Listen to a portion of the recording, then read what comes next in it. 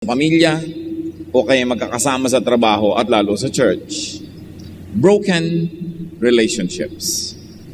Mga bagay na dapat ay isuko sa Panginoon upang maayos at ang buhay lalong tumiwasay. Panginoon, kayo po ang mangusap sa amin. Turuan nyo kami ng may kapangyarihan, akayin nyo kami sa buhay na maayos, matuwid, matiwasay at payapa. Buksan nyo po ang aming isip. Lalo nyo pang ipaalam yung alam na namin at yung hindi namin alam, ibunyag nyo at ituro. Nang sa gayon, yung magandang kalooban nyo ang maghari sa aming buhay. Be our preacher, be our teacher. We seek you, Father, in the name of your Son, Jesus. By a lot of mishandling, relationships could be stressed or broken, destroyed. Pagka mga relasyon na hindi maganda, mayroong namamagitan na hiya o kaya asiwa. Minsan, there are walls. There's a distance between people. O kaya, mas masahol, mayroong pagkakagalit, away, mga siraan, sakitan. Lahat ng ito, hindi mabuti kanino man. How to handle endangered relationships? Mga relasyon na nagkakaroon ng lamat, nababasag at kuminsan na ay nagkakadurog-durog. When a relationship is stressed or damaged, do not worsen the damage. Pagka nagkasigawan na, tigil na, huwag nang palalain. Pag nagkasagutan, huwag nang habaan.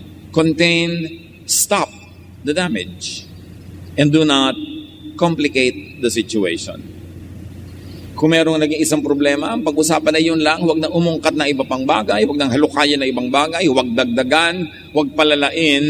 At dapat ang mga tao, pag nagsimulang magsabi ng masakit o nakapanakit ng kalooban, lalo ng katawan ng kapwa, dapat ang isipin agad, ceasefire.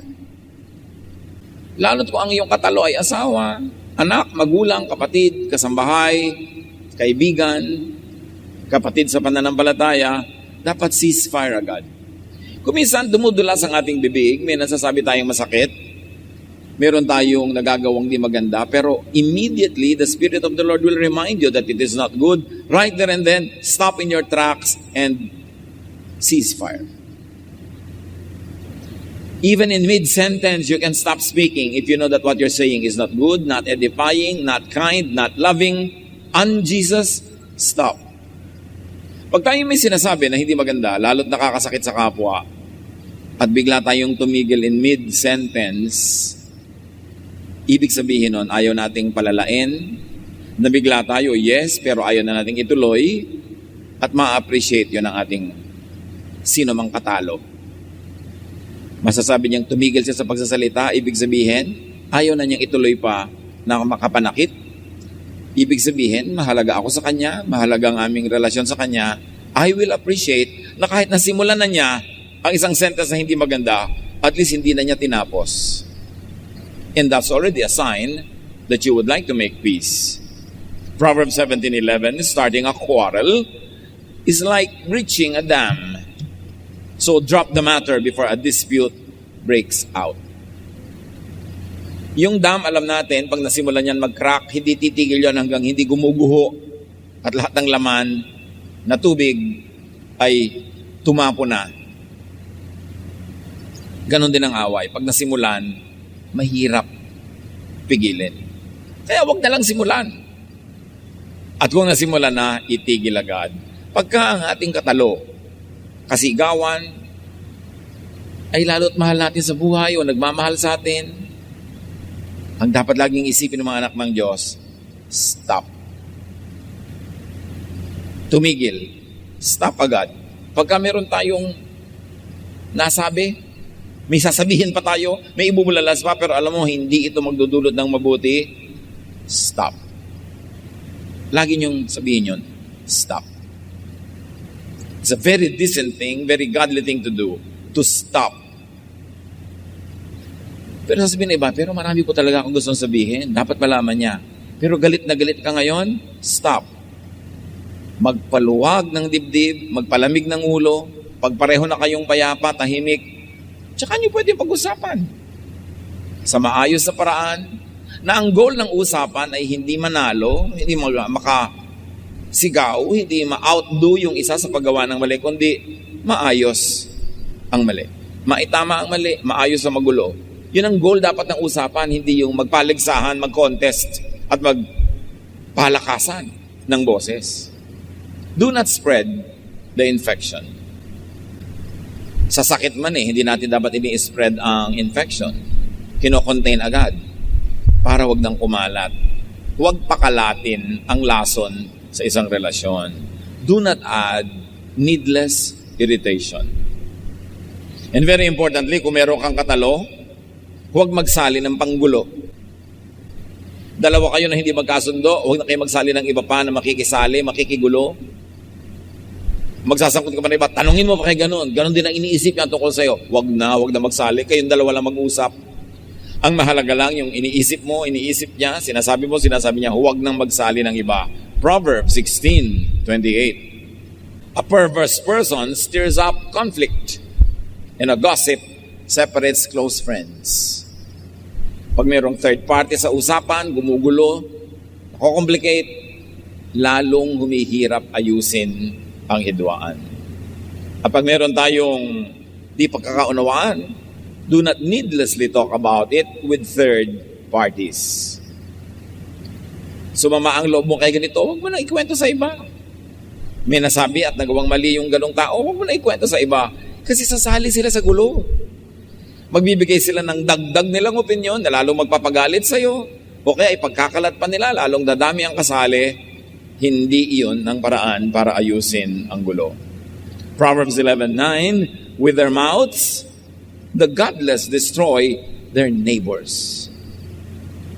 Pag meron kayong tao na hindi nakasundo, lalo't kapamilya, kamag-anak, kasama sa trabaho, kasama sa church, kapitbahay, ang goal dapat natin ay hindi siya sirain. Ang goal dapat natin ay ayusin at buuin ang relasyon. It's very foolish to quarrel, and especially to have a prolonged quarrel with relatives. Makikita mo sila sa lahat ng lamayan, kasalan, mga handaan, mga anniversary. Imbes masaya ang pagsasama, aalis ka agad dahil darating na siya. O aalis ka agad dahil dumating na siya. O hindi ka pupunta dahil baka siya pumunta. Pinapaliit natin ang ating mundo pag tayo may kagalit. Kaya napakalaking kahangalan na makipag-away sa kamag-anak. Dahil alam naman natin, hindi naman naiiwasan ng kamag-anak sa buhay nating ito. Huwag na lang. It's not worth it. And whoever wins an argument usually loses a friend. Pag nanalo ka sa pagsigaw, sa pangangatwiran, nanalo ka sa pagduro-duro ng kapwa, yun lang moment na yun mukha kang panalo. Pero all your life, you're a loser because you lose a friend. You lose a relative, and that is a great loss. Pag meron tayong pinag-awayan, do not dig the past. May nagawa siyang mali ngayon, yun lang ang pag-usapan para maituwid. Huwag nang ungkatin ang mga nagawa niyang mali last year, 10 years ago, 30 years ago. Tapos na yun. Ang mga anak ng Diyos, ang mga taong matalinong gustong mag-move on, yung mga masasakit, mapapait, pinapatawad na, kinakalimutan na. At kung nagkakaroon ulit ng bagong iritasyon, hindi na yun binubuhay pang muli. Kasi dumadami ang isinasama ng loob, mas humihirap magkasundo. Philippians 3:13, one thing I do, forgetting what is behind and straining toward what is ahead. Sabi niya, nililimot ko yung tapos na. Ang inaatupag ko na lang yung darating pa. At mas pangit ang nakaraan, mas dapat kong pagandahin yung kinabukasan para bumawi. Para mag-balance. Hindi ko mapangit na yung yesterday, gagawin ko pa rin pangit ang today, at gagawin kong pangit ang tomorrow, di walang bawi.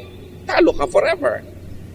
So pag merong hidwaan, stick to the immediate issue. Limit the issue.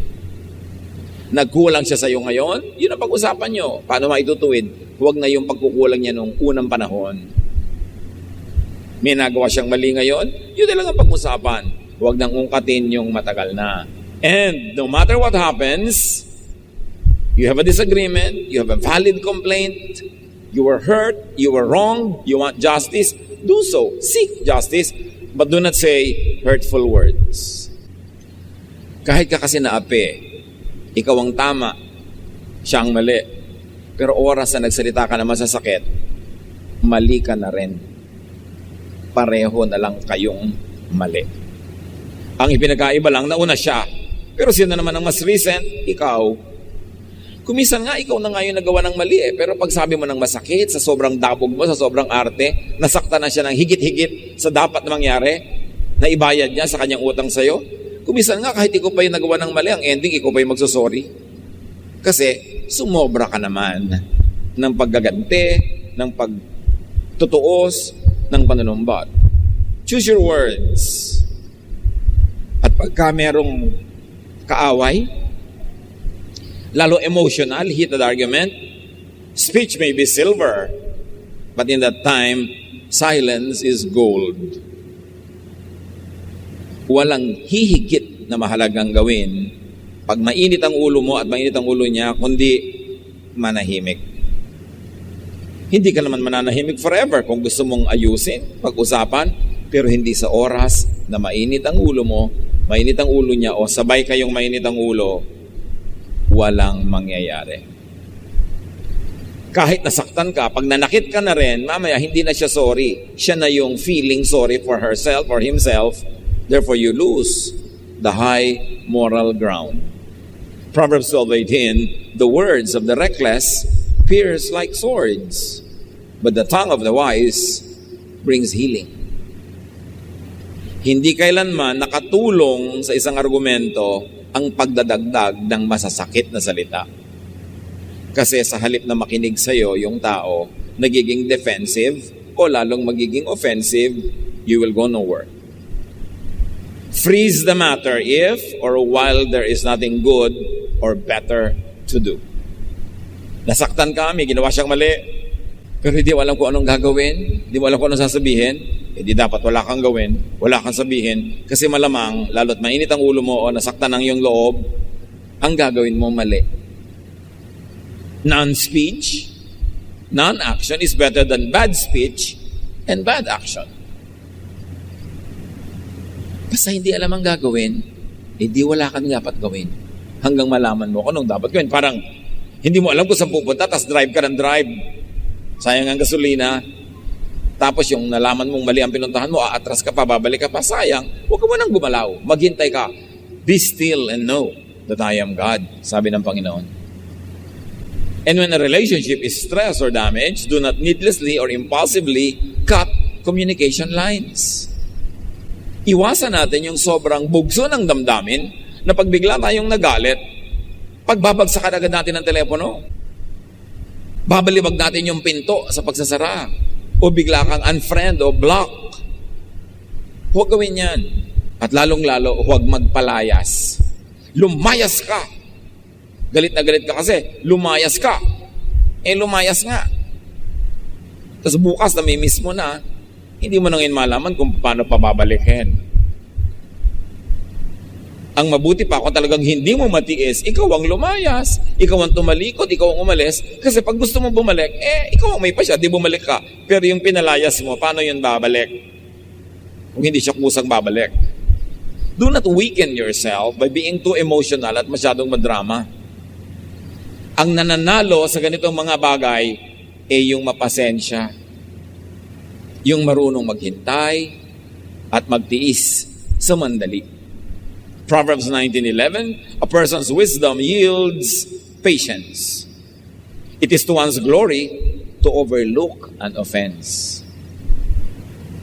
Parang normal na magalit kung dapat magalit, pero dapat ka nang nagalit, hindi ka nagalit, that is to your glory, and very especially to God's glory. At kailangan, huwag ka magsasara. Nagalit ka doon sa boyfriend mo, tinapon mo na agad ang engagement ring sa kanal. Tapos bukas, kinakapa-kapa mo yung buong kanal, kahahanap ko ng engagement ring na napunta sa kanal. Kasi bugso lang yan ang damdamin Nagbabago din naman ang isip ng tao pag lumamig. So habang mainit ang ulo, wala kang dapat gawin. Huwag ka muna magpilas-pilas ng litrato. Huwag ka muna mag-delete-delete ng mga kung ano-ano sa iyong photo album dahil baka mamaya hanap ka ng hanap kung paano mo ibabalik. Huwag kang gumawa ng anuman pag galit na galit ka. Do not burn the bridge over which you two must pass.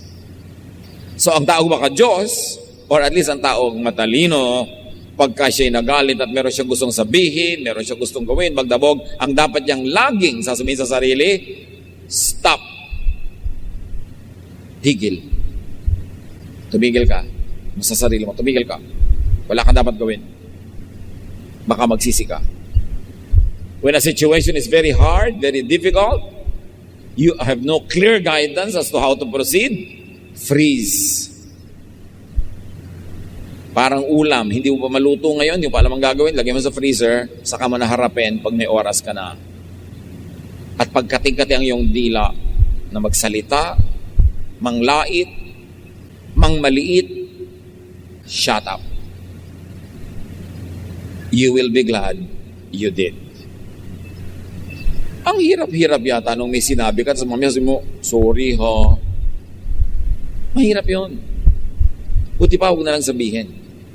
Keep your words nice and sweet. You don't know when you have to eat them. Very bitter, very ugly ang iyong word. Mamaya kakainin mo, mahirap lulunin. Buti pa, manahimik.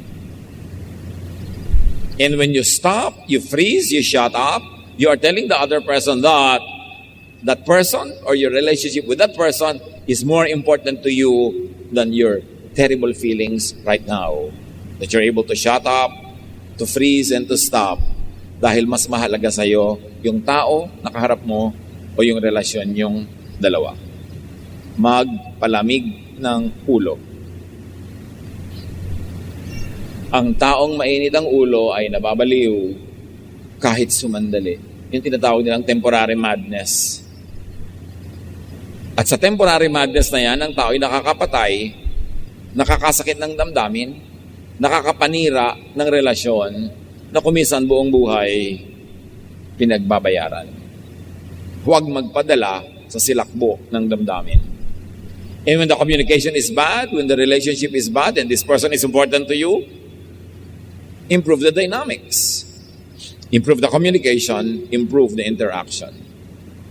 Pag nag-uusap na kayo tapos hindi na maganda ang takbo, answer and speak gently. Ang tunay na panalo ay yung natatanggal mo ang galit ng iyong kaharap dahil mahinahon ka. Pero kung dahil sa silakbo ng iyong damdamin ay lalo mo siyang nagalit, talo ka. Because when you anger people, you empower them. Ang sino mang galitin mo, ay binibigyan mo ng lakas na gagamitin niya laban sa'yo. So ang tunay na panalo ay yung galit na pahupa mo loob, panalo ka. Pero yung galit, mas nagalit sa'yo, talo ka doon. Because yung galit niya sa'yo, gagamitin niya against you.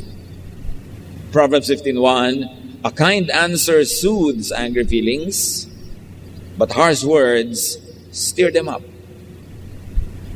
Nagsalita siya, may ginawa siyang hindi maganda, ang sagot mo ay pwedeng maging fuel na ibinuhos mo sa kanyang apoy, lalong nagagablab, o ang sagot mo ay pwedeng maging malamig na tubig na ibinuhos mo sa kanyang apoy, na apula ang apoy, na wala. So anong isasagot mo? Paano ka sasagot? Kahit galit ng galit ang tao, pag ang sagot mo banayad, bigla mo siyang i-disempower, matatanggal ang galit niya. Kung sincere ka, at hindi ka nagbabait-baitan lang, yung talagang banayad ang sagot mo, mawawalan siya talaga ng lakas. Galit na galit siya, mali ka. So, pasensya ka na, talagang medyo mahina kasi ang IQ ko. And especially kung totoo nga, hindi siya magagalit sa'yo. Pero kung, bakit? Ikaw, mali ka rin. Magsusundutan na kayo, mag-espadahan na kayo, patayan kayo. Mag-asawa kayo. Magkapatid kayo. Anong panalo niyo nun? Talo kayo pareho. Pag merong kahidwaan, keep your doors open. Hindi mo siya kailangan imbitahin, pero nakabukas ang pinto, alam niya, pag gusto niyang pumasok, pwede. Create a climate of non-aggression. a climate of peace where it is possible to mend fences. Nagtalo kayo, pero doon ka nakaupo sa sala para kung gusto ka niyang kausapin, ibig sabihin nandun ka lang pwede. Hindi yung nagkulong ka na kung saan, lumayas ka, pupunta ka sa malayo, ibig sabihin ayaw mo makipag-usap.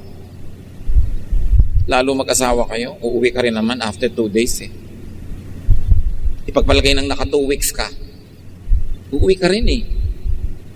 At lalo kung hindi ka sinundo, gagapang-gapang ka ngayon pa uwi, uuwi ka rin naman, huwag ka na maglayas.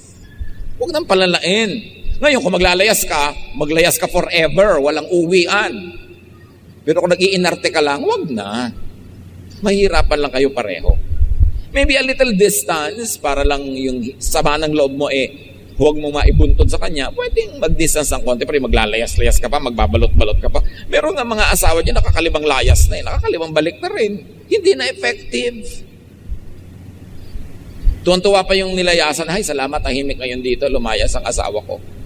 Di wala ka na-achieve na mabuti. Ayusin. And do not express anger with impulsive words, with violent or rude action. At kung kayo, may konti ng edad, please, huwag na magdabog. Hindi bagay sa taong may edad na, yung dadabog pa. Hindi mo ba kayang ipabatid sa kanya yung unhappiness mo sa banayad na paraan? Kailangan mo talagang ihampas yung pinto, sipain yung pusa, ibagsak yung tasa, basagin ang lahat. It's a very, very immature way to express an emotion.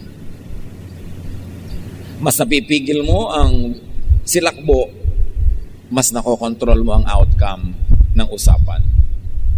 So express anger in the most dignified way, and that is through silence. Yung paggalit na galit ka na, tatahimik ka lang. Ang class! Di ba? Kasi binabalibag mo yung bahay, tinatagal mo yung bubong, sinusunog mo yung bahay ng aso, sinisipa mo lahat ang nakasalubong mo. Parang hindi dignified. Pero yung mga kasambahay mo, kamag-anak mo, kaibigan mo, alam nila pag tumahimik ka na, galit ka na, tatahimik din sila. At pag pareho kayong tahimik, you create a climate where you can talk calmly, peacefully, para yung good resolution maabot, hindi yung nag-worsen. So articulate anger with constructive words. Hindi mo dapat sabihin na ikaw talagang laging mali ang ginagawa mo. Pwede mo na sabihin, alam mo, hindi ko nagustuhan yung ginawa mo kahapon. Gusto ko yung ginawa mo last week. Gusto ko yung ginawa mo last month. Pero yung ginawa mo kahapon, hindi ko gusto. Pati mapag-uusapan nyo kasi yung kahapon lang na dinidiscuss mo at sinasabi mo rin namang may nagagawa rin siyang mabuti. Hindi generalize mo na talagang ikaw wala kang ginagawang mabuti. Mag-aaway na kayo kasi defensive na siya. Limit the scope of the topic. At kung mo sasabihin, anak, ayaw na ayaw ko talaga sa'yo. Pwede mo sabihin, anak, ayaw na ayaw ko sa ginagawa mo na pinag-aalala mo ko dahil pag namamotorsiklo ka, tumatayo ka pa, may pinapaikot ka pang platito sa mga daliri mo, hindi ka naman sirkero from China. Nagwo-worry ako. O di alam niya, yun lang ang problema. Hindi sabihin, wala ka nang ginawang mabuti. Generalize ka. Yung tao, nagiging defensive. Articulate with constructive words and without making the other person angry too. Pag galit kayo, at yung kausap nyo, nagalit nyo rin, talo kayo. Kasi walang taong galit na nakikinig. Ang taong galit, ang number 1 niyang impulse, self-protection. Ipoprotect niya ang sarili niya sa sinasabi niyo, wala siyang tatanggapin. O kaya, babalik na rin niya kayong aatakihin niya para tumigil kayo ng kaatake sa kanya. So pag nagalit niyo ang kausap, walang mabuting mararating. Talk to people, talk about your problem, talk about your concerns to win, not to lose. And the only way to win over an enemy is to turn him into a friend. Ang tunay na pananalo lang pag meron kang katalo, yung naunawaan niya ang point mo at nagbago siya, nag-improve siya, masaya ka. Pero pag nagalit mo siya, hindi ka winner. Huwag sumigaw pag merong kausap. Kasi walang nakikinig sa sumisigaw. Mamamalat ka, mapapaos ka, but you achieve nothing. And very importantly, pagka pareho na kayo nagkakasamaan ng loob, send peace feelers. Send ambassadors. Very effective, send offerings. Regaluhan mo. Padalan mo na isang bagay na alam mong gusto niya at alam niyang sincere ka. Hindi ka lang namumuliti ka, it will always work. Nagtampo sa iyong biyanan mo, padalan mo ng bagong refrigerator. Ayaw pa, padalan mo ng kotse. Diba? Ayaw pa, i-manicure mo, i-pedicure mo. Maglulubag din yun. Pero yung chichisbis sa kapitbahay, yung kapitbahay makakarating sa kanya, lalala ang gulo. Philippians 4:2-3, you belong to the Lord, so I beg you to stop arguing with each other. And my true partner, I ask you to help them. May mga nag-aaway. Sabi ng writer, kayong dalawa nag-aaway, nasa Panginoon kayo, tumigil kayo. At kayo naman, mga partner ko, mga kapatid natin, tulungan nyo yung dalawa nag-aaway, pagkasunduin nyo. Pagsasali tayo sa away, dapat ang naging contribution natin, nagkasundo sila, hindi lalong nag-away. Be an ambassador of peace. Mga nanay, nagtatampo ang mga anak nyo kay tatay, speak for the tatay. Alam nyo anak, ang tatay nyo, ganito lang naman pero mahal na mahal ng tatay nyo, itong ginagawa ng tatay nyo sa inyo, bla bla bla. Hindi yung kakampihan mo pa yung anak mo.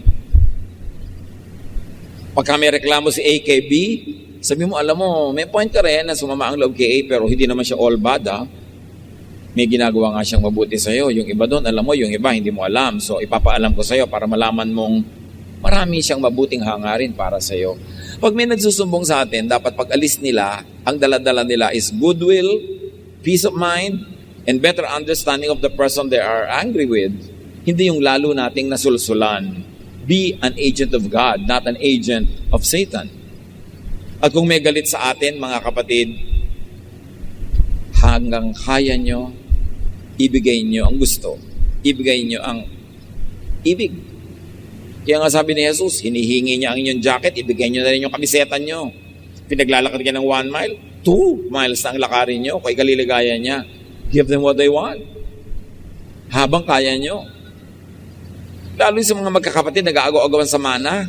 Sige na, hayaan mo siya makalabang ng konti. Kung dahil lang doon, mag-aaway-away kayo. Hanggang yung mga pamangkin, mga pinsan, mag-aaway-away sa next generation. Dahil lang sa konting lupa sa kuko. Hayaan mo na, kanya na. Para tahimik. Proverbs 25:21, if your enemy is hungry, give him food to eat. If he is thirsty, give him water to drink. Pag may kaaway ka at may sakit, dalawin mo. Sigurado ang pupuntahan ng relasyon nyo, peace. Biglang nasunugan, padalan mo ng mga gamit. Dahil ang paggawa ng mabuti, nagtatagumpay yan. Hindi yung kaaway mo, nadapa na, pagtatawanan mo, lalo magagalit. Makaka-recover din naman yun Alam nyo ba, na pagka ang kaaway natin, o yung taong hindi nice sa atin, biglang nagkaroon ng setback, nagkasakit, nawala ng pera, nabigo, napahiya, it is the best time for you to be nice to them. Because that's the time they need kindness, they need goodness. And when you come into their lives in those weak moments, you would have made a bridge towards friendship. Huwag niyong ipagbubunyi ang kabiguan at kasakitan ng iba. Yun ang time to be good. Pagka ang tao, maaliwalas ang buhay, mariwasa, malusog, ginawa nyo ng mabuti, na-appreciate niya yon 10 points. Pero pag down and out siya at gumawa kayo ng mabuti, 1,000 points ang appreciation niya doon.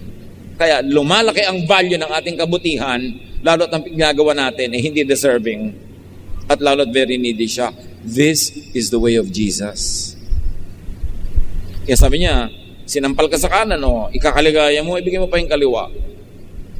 Total, sumakit na yung kaliwa mo, isama mo na yung kanan. Kung yun ang ikakasaya ng taong yan, hindi naman talaga literal yan. Hanapan nyo ng meaning yun. Ang ibig sabihin, kahit medyo umaabu-abuso na, kaya nyo pa naman, sige. Kung ang ending, magkakasundo kayo at mapapahupa ang kanyang galit, ibigay. Give people what they want. Give people what they need, and you will have peace. And very importantly, damage relations na, restore the relationship.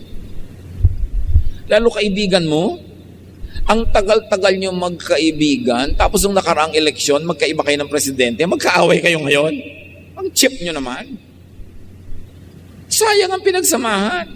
Pareho naman kayo hindi kilala ng kandidato. Kung ipaglaban ninyo, akala nyo kaulayaw nyo sa katre. Akala nyo naman kung nag-hospital kayo, dadalawin kayo ni candidate na yon, hindi naman. Bakit nag-aaway-aaway yung magkakaibigan sa political choice? Kaya nga may boto, iboto mo yung gusto mo, iboto niya yung gusto niya. Ba't kaya kailangan mag-aaway? Sayang ang friendship. At yung mga tao na nagkakaroon ng ibang religious orientation, later in life, nag-aaway pa yung dati magkaibigan. Sayang ang friendship. Ang pinag-aawayan ako, ang lubog ba o wisik ang baptism? Ang tunay na espiritualidad, hindi pinag-aawayan. Dapat ang ending nun, kapayapaan. Sayang ang mga pinag-aawayan ng tao. Walang kakwenta-kwentang pera, walang kakwentang mana, pag-aawayan ng magkapatid forever. It's not worth it. Matthew 5:9, sabi ni Jesus, "Blessed are the peacemakers, for they will be called children of God."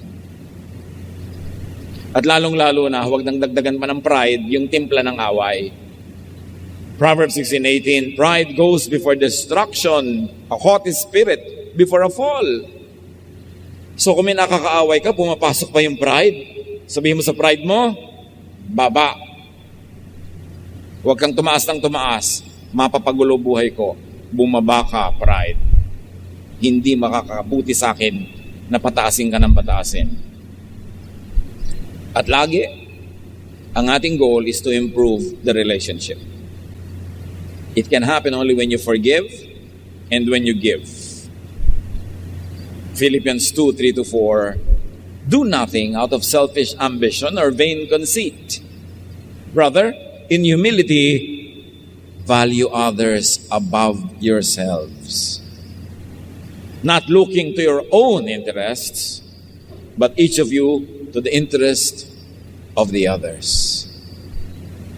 Pag ang patakaran mo unahin siya, pagbigyan siya, pahalagahan siya, hindi kayo mag-aaway. Yung kabaligtaran nun ang nagpapaaway, yung unahin ako, pagbigyan ako, mas mahalaga ako, yun ang nagiging away. Luke 6:27-28, sabi ni Jesus, "Love your enemies. Do good to those who hate you. Bless those who curse you. Pray for those who mistreat you." Yan ang Jesus way. And that is the only way that will lead to peace. Life is better with friendships, with good relations. Mabubuhay ka na rin lang, magkaroon ka ng kaibigan kaysa kaaway. At yung kaibigan na, huwag nang gawing kaaway pa. Ecclesiastes 4:9-12, "You are better off to have a friend than to be all alone, because then you will get more enjoyment out of what you earn." Yun daw ating mga kinikita, mas enjoyable kung sineshare natin with people.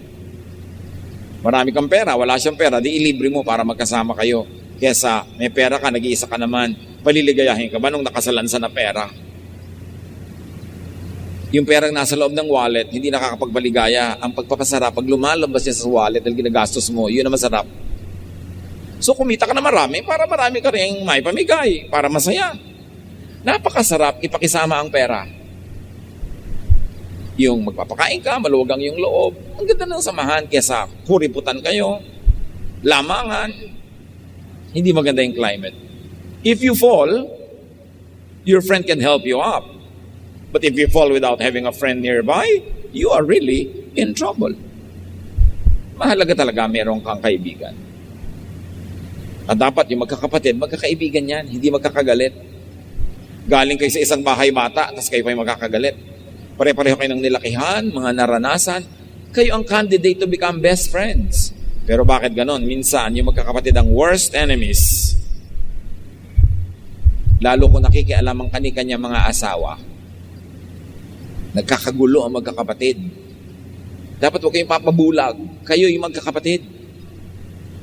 Dapat ang samahan ninyo, pilitin nyo ipaglaban, maging maayos. Kasi at the end of the day, kayo rin talaga magdadamayan . So, mahalaga na meron tayong mga kaibigan.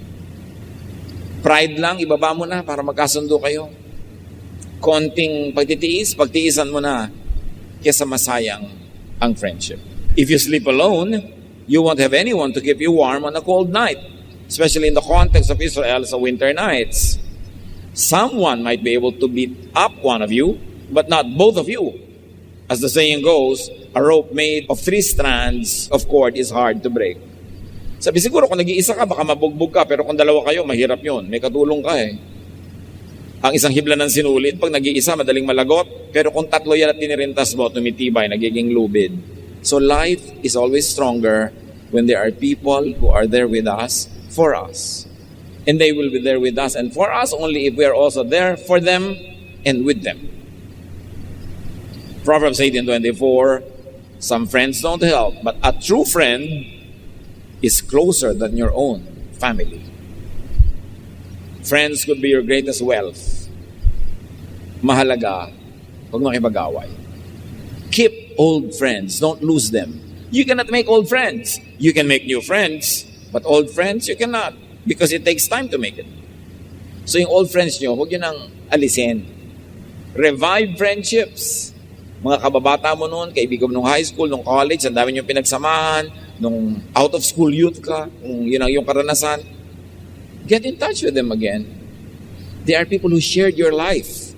Mahalaga silang blessing. Romans 12:18, if it is possible, as far as it depends on you, live at peace with everyone. Huwag na mahilig sumali sa mga gulo, mga intriga, mga chismis kasi dadami lang kaaway mo. Be a person of peace and friendship. And if you cannot make people your friends, at least don't make them your enemies. Be wise. How do you make friends with people that are difficult to be with?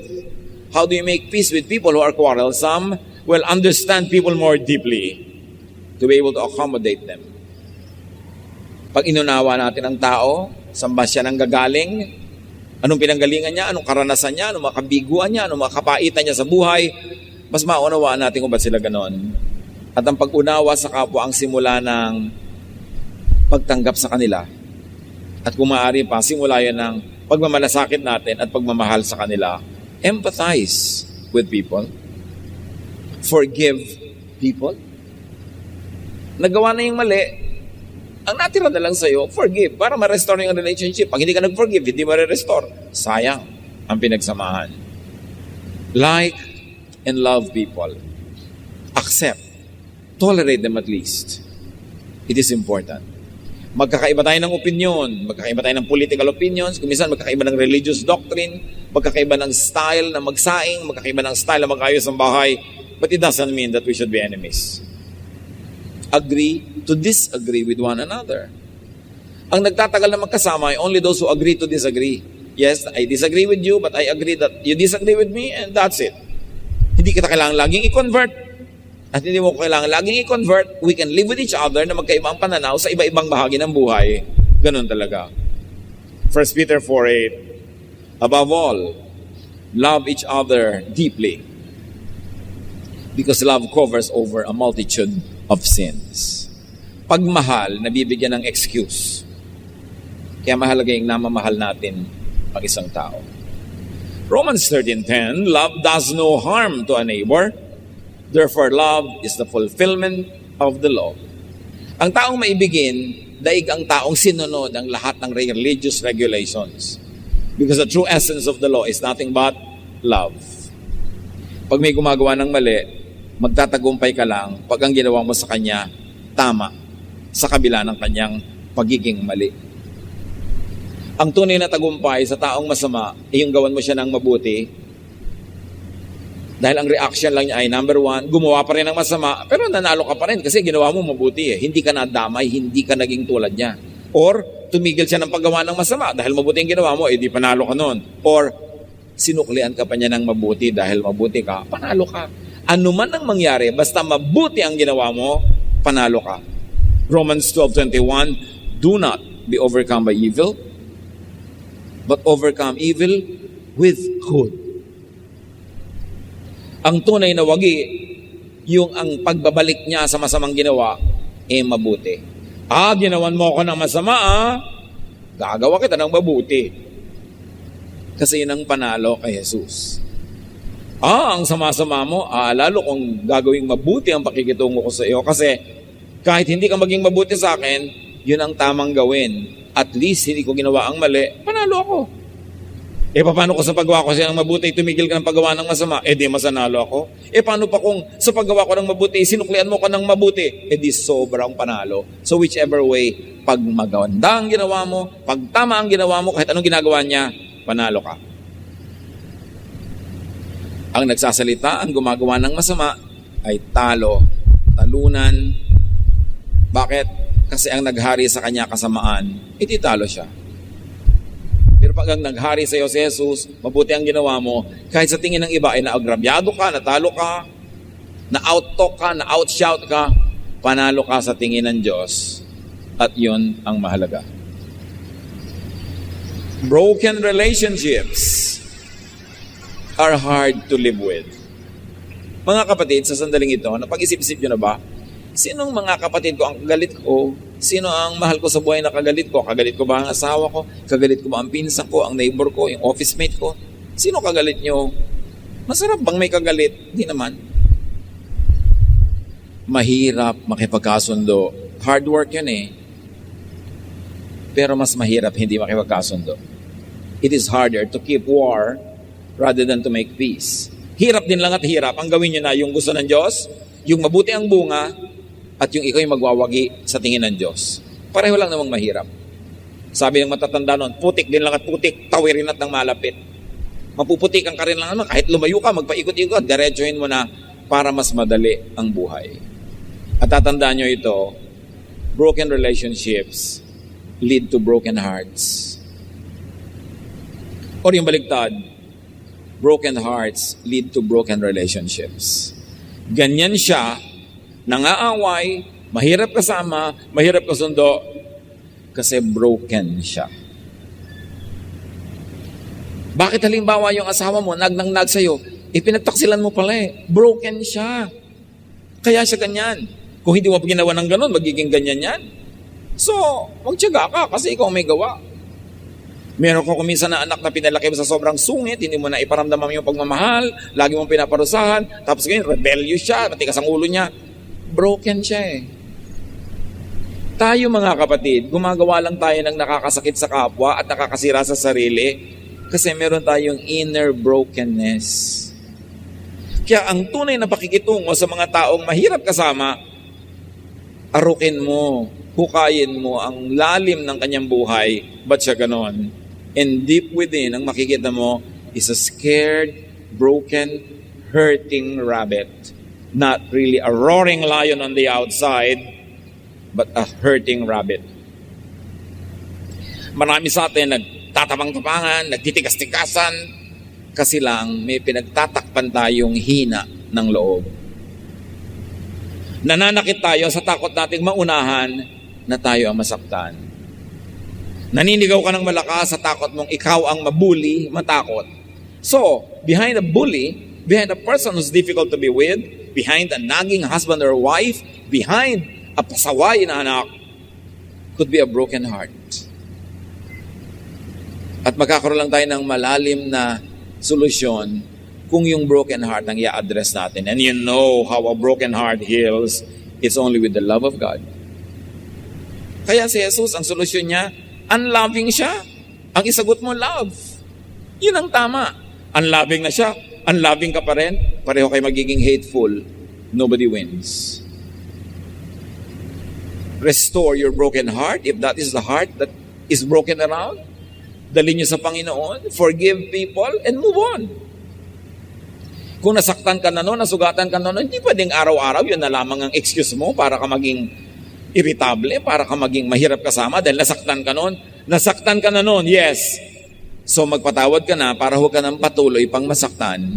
Kasi minsan ka lang nasaktan, pero ito yung inaalala mo, ito yung inuungkat mo, nasasaktan ka uli, di nadodoble-doble yung sakit. Yung una, iba ang sumakit sa'yo, pero habang inaalala mo, nire-reprise mo, nire-replay mo, ikaw na ang nagpapasakit sa sarili. Your only freedom from a disturbed, a hurting, a painful past is forgiveness. Because when you forgive, you heal, and you move on, you benefit. Try not to forgive. Try to be always bitter, magalit ka, kung lumikha ka ng lahat ng gulo, di ikaw din ang lugi. Forgiveness is the way to healing. So if you have to forgive yourself, you have to forgive others, so you can be much more peaceful, you can be more relaxed, and you can be nicer to be with. Pero tandaan nyo, pag may tao ang hirap kasama, survivor siguro yon, trying to survive. So imbes na mainis kayo, magalit kayo, reach out with the love of Jesus. Love always wins, only it takes time. Bad words, bad actions of people, most of the time are cries for help. Masama ang korte ng bunganga niya kasi masama ang korte ng puso niya ngayon dahil siguro siya ay sugatan. Pag ang tao ay laging galit, laging nangaaway, it's a cry for help. It means they need help. There is something they want or need that is not in their lives. And if you could be an instrument of God to bring it to their lives, acceptance, peace, love, understanding, then you become an agent of healing. You become a peacemaker. You become a soldier of the Lord. Help others. And if it's you who need it, get help. Fighting and quarreling people are just trying to cope.